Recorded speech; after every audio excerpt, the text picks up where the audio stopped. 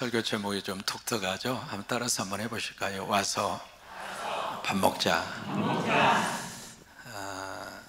학위에도 등급이 있거든요. 학사 위에 석사가 있고요, 석사 위에 박사가 있고요, 박사 위에 밥사가 있습니다. 이 시간에 서로 한번 축복하실래요? 언젠가 제가 밥사겠습니다.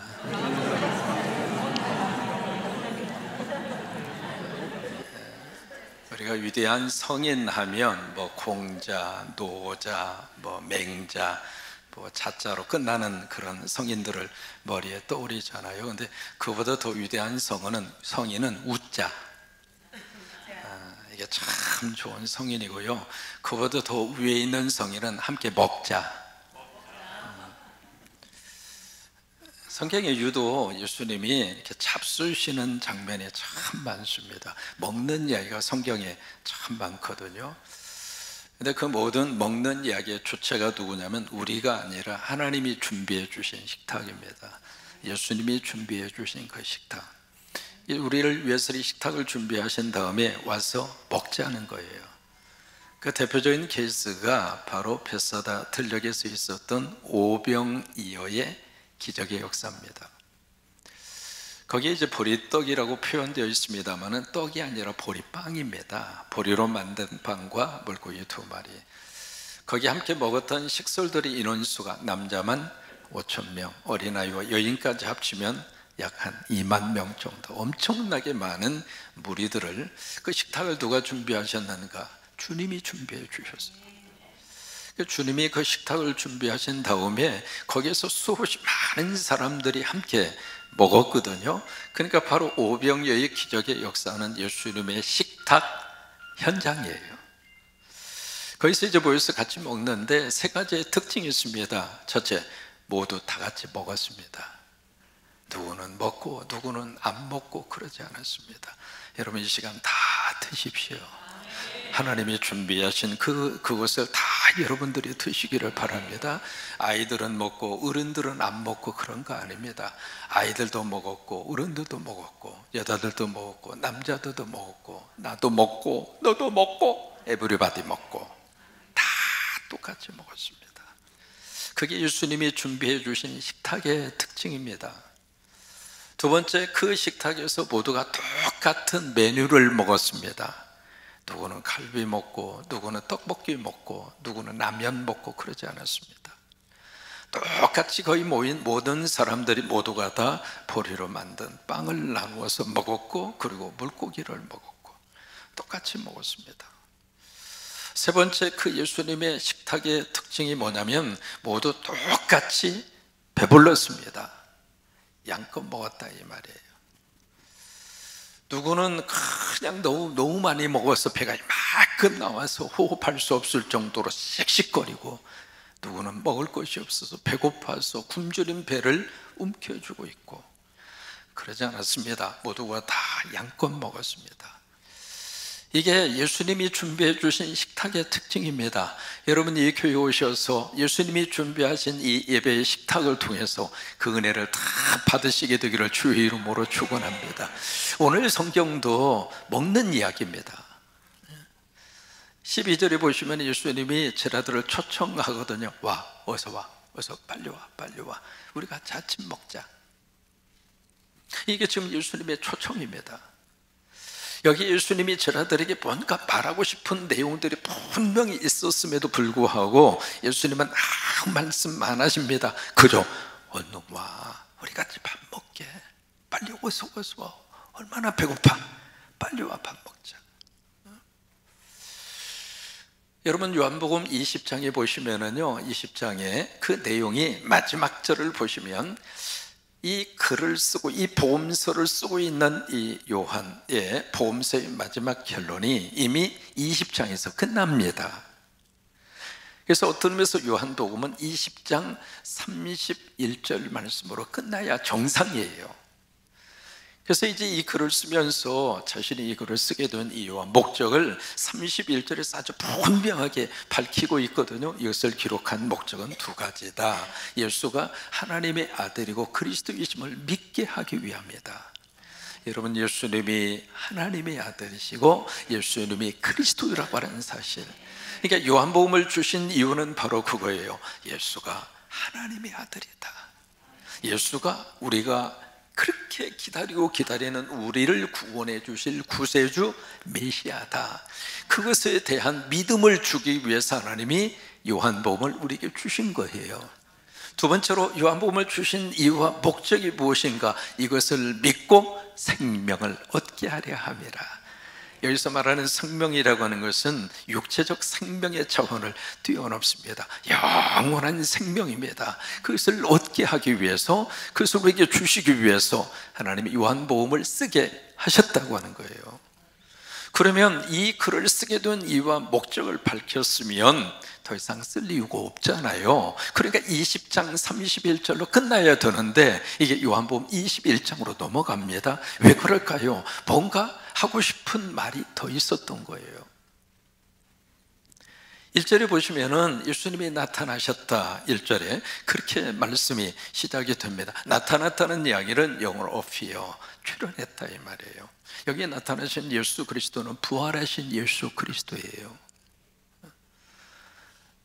고린도전서 15장 5절에 보시면은 예수님이 나타난 사건을 그래서 쭉 기록을 하고 있습니다. 게바에게 보이셨고, 보이셨다고 하는 말씀으로 기록을 하고 있거든요. 11 제자에게 보이셨고, 그 후에 500여 형제들에게 일시로 보였는데 그 중에 태반이 아직 살아있고, 그 다음에 야고보에게 보이셨고, 그 다음에 만삭되지 못하여 난자 같은 나 바울에게도 부활하신 예수님이 보여주셨다.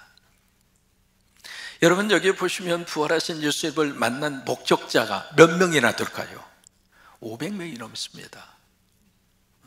왜 이것을 여기다 기록을 하고 있을까? 부활하신 예수님을 목격한 증인이 이렇게 많은데 그 중에 태반이 지금 살아있는데 아직도 부활을 못 믿어?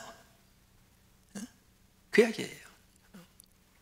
이 시간 여러분, 부활이 믿어지지 않는 분이 계신다면 이 말씀 앞에, 하나님 앞에, 주님, 내가 부활의 믿음을 가지게 해달라고. 이게 사람이 참 묘합니다. 믿고 싶어서 믿어지는 게 아닙니다. 믿어지게 해 주셔야 믿습니다. 아무리 보여주잖아요, 아무리 설명을 하잖아요, 그래도 마음물이 열리지 않으면 안 믿어지는 거예요. 그래서 신앙생활에서 가장 큰 복은요, 믿어지는 것이 최고의 복입니다. 성경이 믿어지고, 예수님이 십자가가 믿어지고, 예수님의 부활이 믿어지고, 또 내 부활이 믿어지고, 천국이 믿어지고, 영생이 믿어지고, 내 입에서 아멘이 나오고, 이게 복이에요.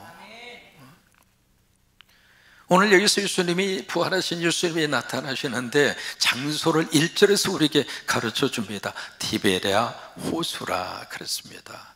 디베랴 호수가 어디냐면 갈릴리 바다를 다른 말로 디베랴 호수라 그래요. 그 왜 바다이고 어느 쪽에서는 왜 호수일까? 실질적으로는 바다가 아닙니다. 레이기입니다. 호수입니다. 근데 왜 바다라고 했는가? 히브리어에 이 바다와 호수라고 하는 단어가 한 단어예요. 그래서 그 단어를 바다라고 해석할 수도 있고 호수라고 해석할 수도 있어요. 원래는 바다가 아니라 호수입니다.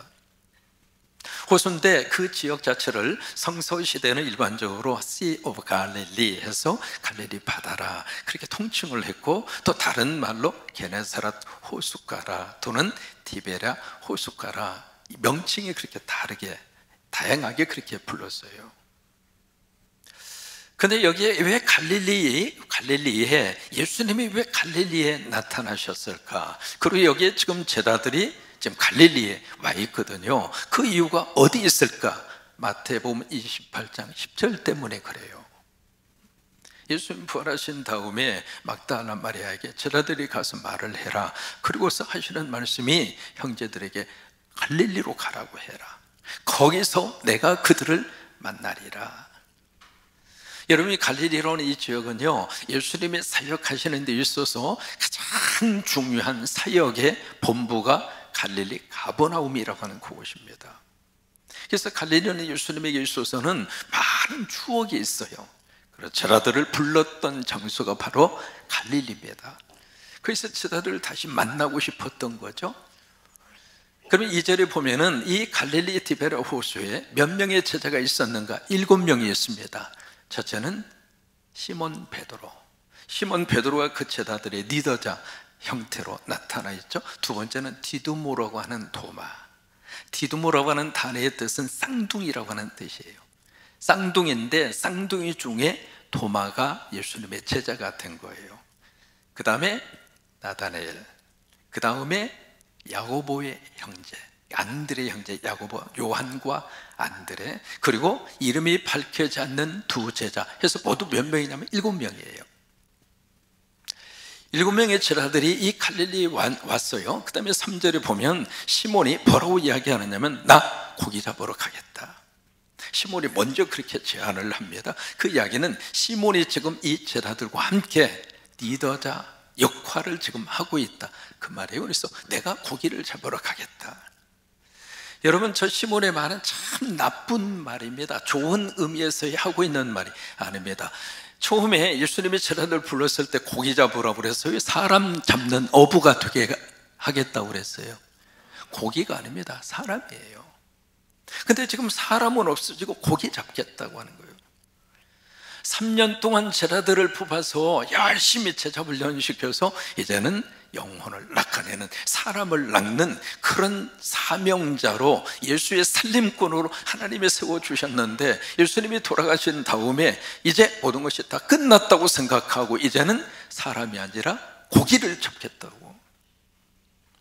그래서 나머지 제자들도 우리도 함께 가겠다고.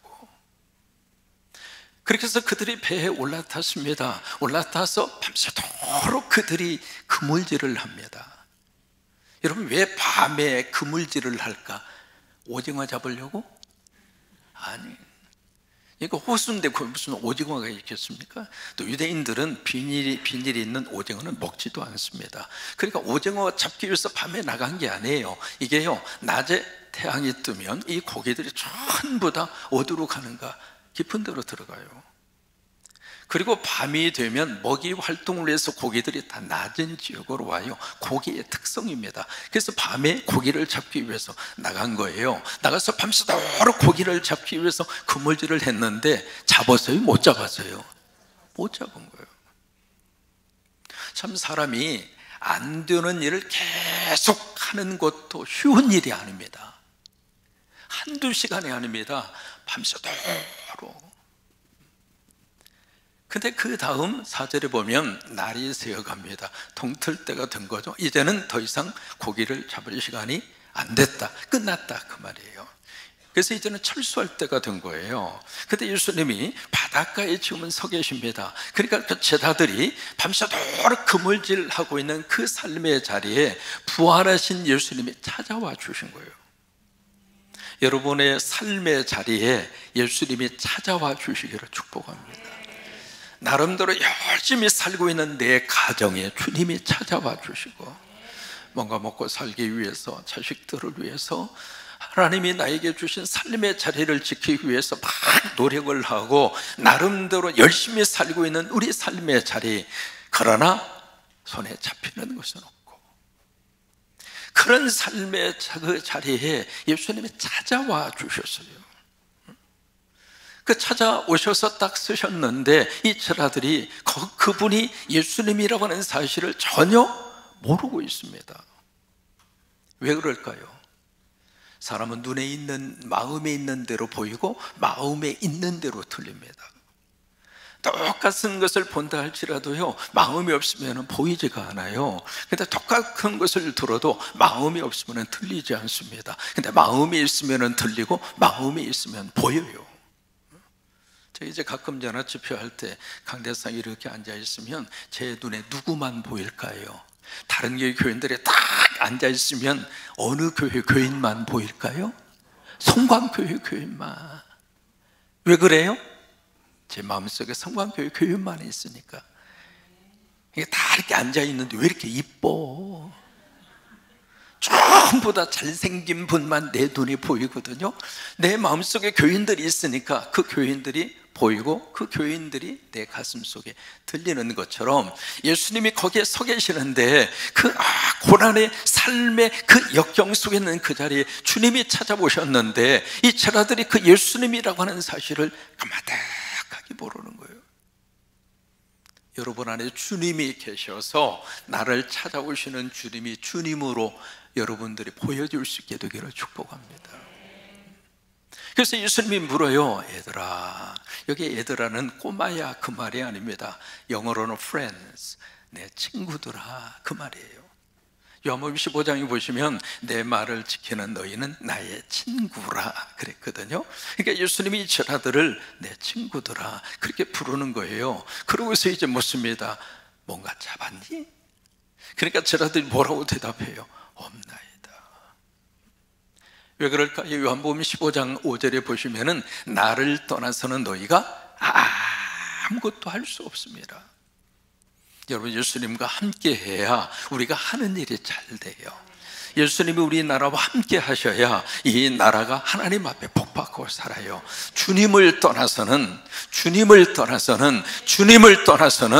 하나님 등지고 예수님 떠나면 안 돼요. 노력이 부족해서 안 되는 게 아닙니다.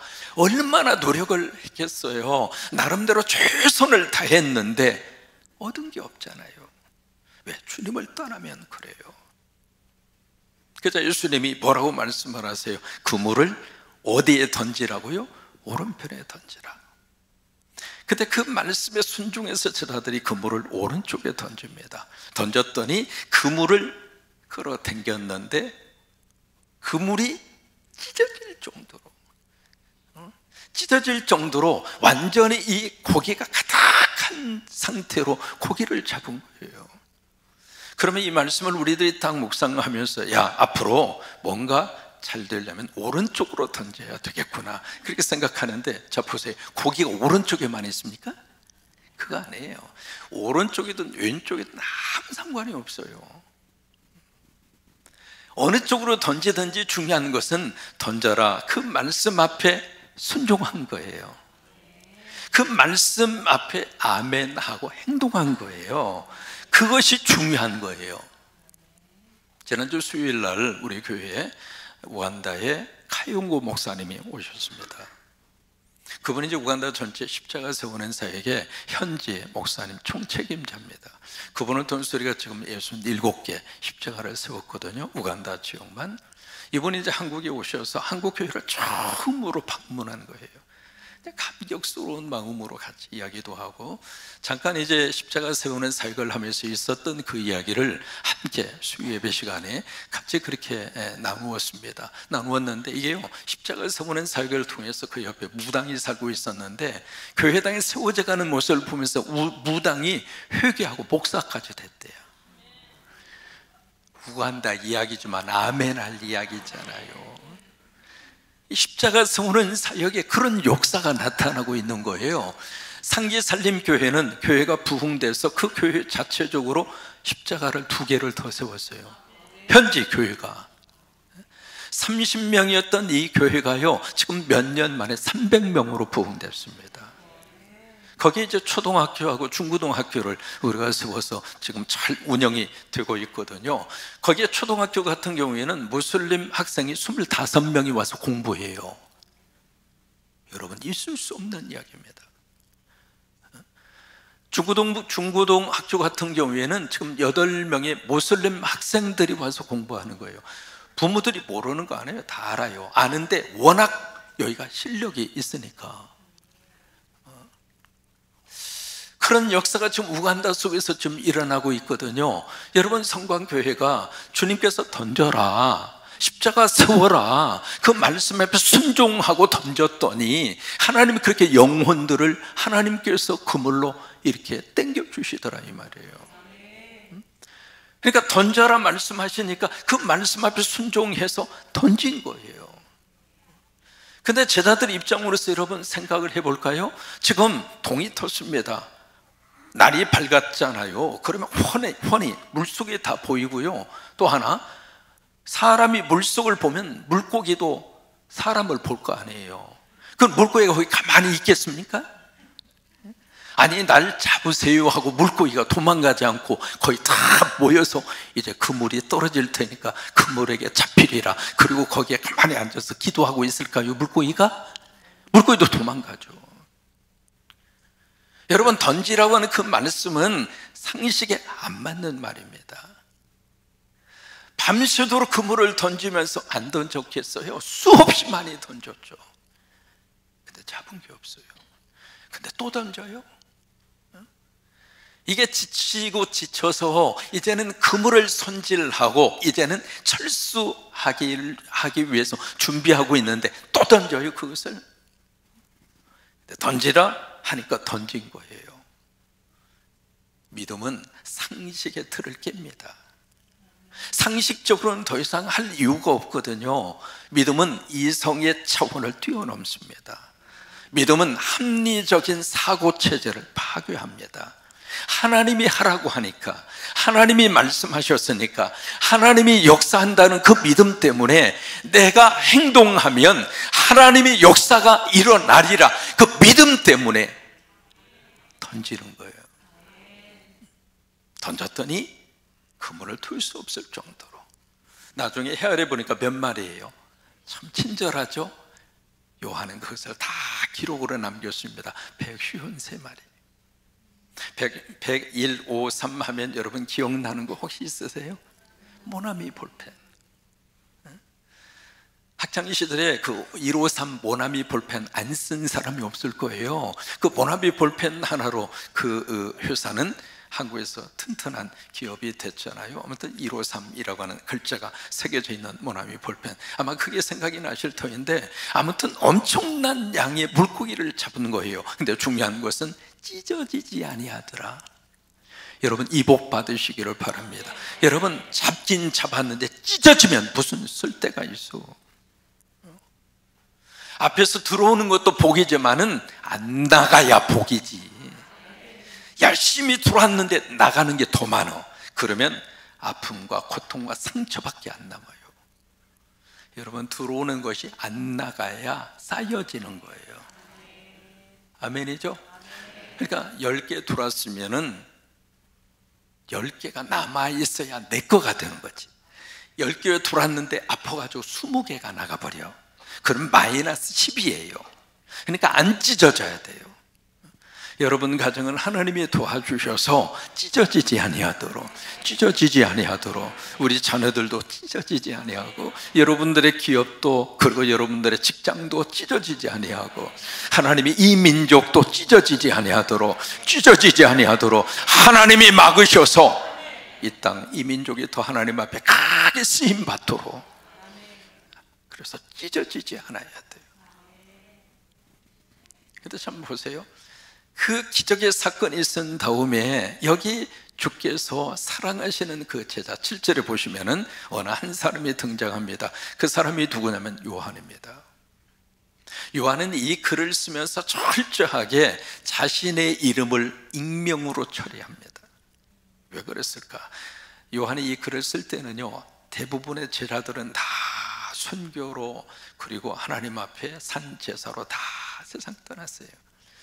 이 글을 쓸 때에 마지막 남아있는 사람은 요한밖에 남아있지 않습니다. 그러니까 이 요한은 이 글을 쓸 때 가장 강력한 영향력을 가지고 있는 지도자예요. 그래서 더욱더 이 요한은 자신의 이름을 드러내지 않습니다. 그래서 그냥 그 제자라고 하는 이름으로 이 글을 쓰고 있는 겁니다.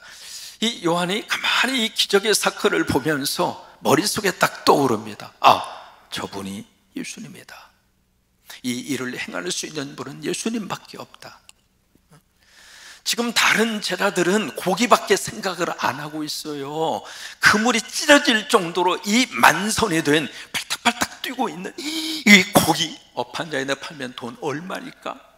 세상에, 오늘 대박이다. 야, 오늘 엄청난 돈을 벌었다. 이 고기밖에 보지 않고 있는데 요한은 고기가 아니라 예수님을 생각한 거예요. 그래서 요한이 주님이다. 그 말을 옆에 베드로가 듣습니다. 베드로가 듣고 벗고 있었던 겉옷을 다시 들쳐 입고, 베드로가 뭐 했어요? 바다로 뛰어내려서 예수님에게 어떻게 해요? 헤엄쳐 갑니다. 수영하시는 분 알잖아요. 저는 수영에 대해서는 참 거리가 먼 사람이에요. 저는 수영장 속에 들어가면 왜 나와요? 모처럼 들어갔는데. 저는 수영하는 분들 보면 참 신기로워. 어떻게 저 몸이 뜨냐, 저게. 제가 이제 처음에 가서 아파트 앞에 수영장이 있어가지고 연자 씨 참 집사람이 운동에 대해서 굉장히 좀 능력이 있는 분이에요. 핸드볼 선수였어요. 전국체전 출전해서 준우승을 할 정도로 핸드볼은 센터였거든요. 여러분, 사모가 갈 때 던질 만한 거 옆에 있으면 절대로 가까이 가지 마세요. 정음여중 핸드볼 선수 센터였어요. 그러니까 던지면 들어가거든요. 그러니까 난 던질 만한 게 있으면 살짝 피해, 이쪽으로. 수영을 잘 해요. 그래서 가르쳐 달라고 그랬더니 30분 딱 가르치는 한 말이 가망 없음. 근데 이게 베드로가 옷을 입고 수영을 하는 거예요. 쉬워요? 그래도 주님 앞에 가는데 벗고 갈 수 없다는 거죠. 그리고 나머지 제자들이 왔습니다. 90m를 딱 와서 딱 보니까 그 다음부터 하나님의 기적의 역사입니다. 숯불이 피워져 있습니다. 그 옆에는 떡이라고 돼 있는데 떡이 아니라 빵이에요. 빵과 그리고 생선이 있습니다. 그 숯불에다가 이 아침 식사를 누가 준비해 주셨는가? 예수님이 준비해 주셨죠. 그 식탁을 다 준비해서 예수님이 차려주신 디베라의 밥상, 호숫가의 밥상. 여러분, 그림같이 느껴지지 않으세요? 그 밥상을 다 예수님이 준비해 주시고 나서 이 제자들에게 초청을 하는 겁니다. 얼른 와, 우리 밥 먹자. 밤새도록 그물질을 하느라고 허기진 이 제자들, 나름대로 최선을 다했는데 얻은 건 없어요. 낙심과 절망, 인생의 허물을 느끼고 있는 그 순간 아니겠습니까? 내가 이걸 위해서 내가 밤새도록 수고했나, 그런 자괴감이 들기도 하고요. 그런 상태 속에 있는 이 제자들을 예수님이 다른 말씀 전혀 안 하시고, 그래, 내가 뭐라고 그랬어? 나 떠나면 아무것도 못한다고 그랬잖아. 이 사람아, 그또 정신도 못 차리고 한 말씀 할 수가 있을 터인데 아무 말씀 안 하시고 그 제자들을 어서 와, 어서 와, 우리 같이 밥 먹자, 우리 같이 밥 먹자. 이게 예수님이 우리를 초청하시는 예수 그리스도의 식탁으로 우리를 초청하시는 예수님의 음성입니다. 김호경 교수가 쓴 책 가운데 예수의 식탁 이야기라고 하는 책이 있습니다. 그 책에서 그 이야기해요. 예수님의 사역을 한마디로 딱 표현하면 밥 먹었니? 이게 예수님의 사역이라고 하는 거예요. 우리 밥 먹자, 우리 밥 먹자. 여러분, 오래간만에 예수님을 딱 만났는데 예수님이 우리에게 딱 이런 말씀을 하신다고 생각해봐요. 너 지난주에 제대로 신앙생활 했어? 오래간만에 예수님을 딱 만났는데 예수님이 너 헌금했어? 오래간만에 예수님 만났는데 너 설교 시간에 졸았지? 그 말씀을 하시면 얼마나 우리가 미안하냐고요. 근데 예수님은 그런 말씀 전혀 안 하시고 이 시간 주일날 예배를 위해서 오신 여러분들을 다 우리를 안아주시면서 얼른 와, 나하고 밥 먹자. 한 주간 살면서 힘들었지?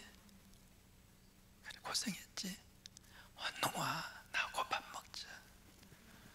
오늘 이 예배가 여러분에게 그 은혜가 임하기를 바랍니다. 그래서 오늘 이 예배를 통해서 우리가 주님이 주시는 것 잘 잡수시고, 지난번 새벽기도 총진곳 마지막 부활동산 오신 분들은 교회에서 드린 선물을 하나씩 다 받으셨을 거예요. 뭘 받으셨어요?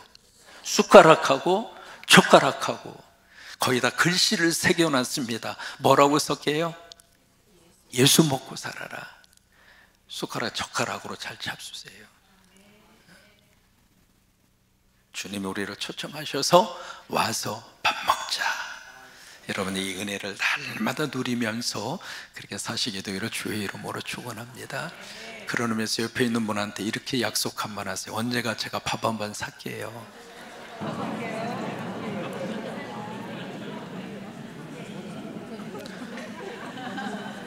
노트 꺼내셔가지고요, 오늘 날짜를 쓰세요.